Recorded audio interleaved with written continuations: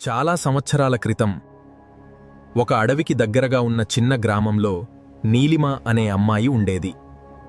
ఆ గ్రామంలో ఒక పాత భవనం ఉండేది. అది ఎన్నో సంవత్సరాలుగా మూసే ఉండేది. గ్రామస్తులెప్పుడూ చెప్పుకునేవారు, ఆ ఇంట్లో రాత్రి వెలుగులు కనిపిస్తాయి, ఎవరు లోపలికి వెళ్ళినా తిరిగి రారు అని భయంతో ఉండేవారు. అందుకే ఆ భవనం దగ్గరకు ఎవరూ వెళ్ళేవారు కాదు.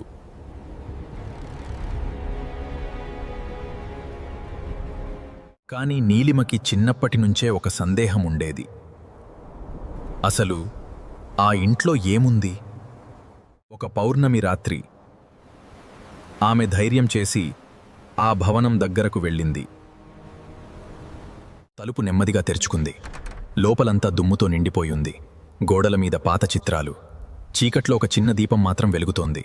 సడెన్గా పై అంతస్తు నుంచి అడుగుల శబ్దం వినిపించింది. నీలిమ గుండె బలంగా కొట్టుకుంది. కానీ భయపడకుండా మెట్లెక్కింది.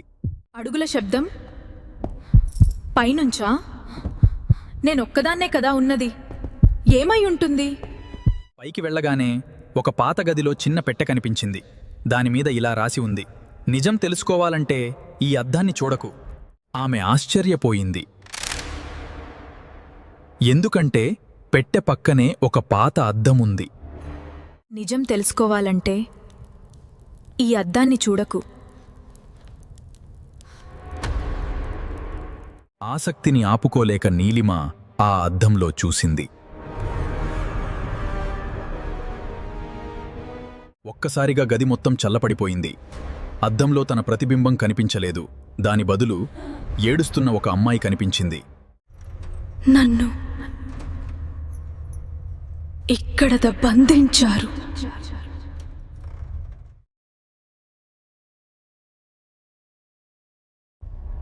ఎన్నో సంవత్సరాలుగా ఈ చీకట్లోనే ఒంటరిగా ఉన్నాను. దయచేసి ఈ ఇంటి రహస్యం బయటపెట్టు, లేకపోతే ఇంకా చాలా మంది ఇక్కడే చిక్కుకుపోతారు. నీలిమా!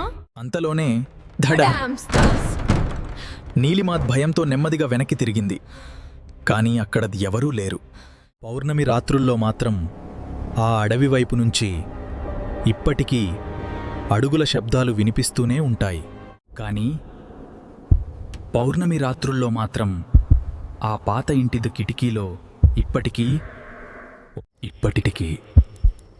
ఒక్క చిన్న దీపం వెలుగుతూనే ఉంటుంది. అసలు ఆ భవనంలోకి వెళ్ళిన నీలిమ ఏమైంది? ఎక్కడుంది? తిరిగి ఊళ్ళోకి వచ్చిందా? రాలేదా? అది ఒక రహస్యం. పార్ట్ 2లో మళ్ళీ కలుద్దాం. అప్పటిదాకా ఎదురు చూస్తూ ఉండండి.